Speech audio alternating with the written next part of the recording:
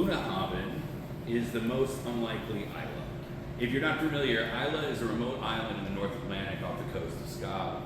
And when I say remote, I'm being generous. Some people might call it desolate. The thing they're most famous for, and I'm not joking, is peat bogs. It is the peat that makes the Scotch here so distinct. The peat gets in the water, which makes for an intensely smoky style of whiskey. The most famous examples are Bunnahabhain and Bunnhabhain. But there is one distillery on the island who doesn't have any peat in their water. In fact, they get their water from Margadale Spring in the hills above the distillery, and they have intentionally built the pipes underground so the final flavor only has hints of that peat smoke. The terroir of Bunnahabhain comes from the salt air.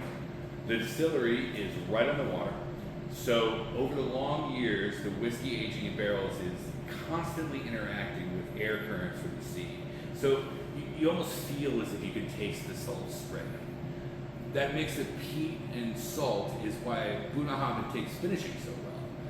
Light malts can be overwhelmed by strongly flavored finishes, but Bunnahabhain, with its powerful yet subtle mix of natural flavors, stands up to the big finish.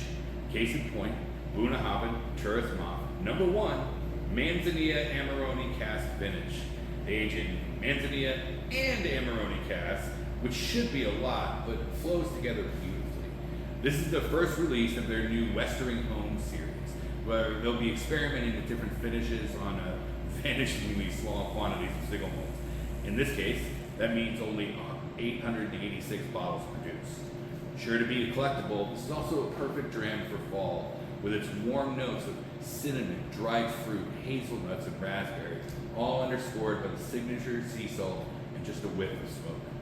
Cheers.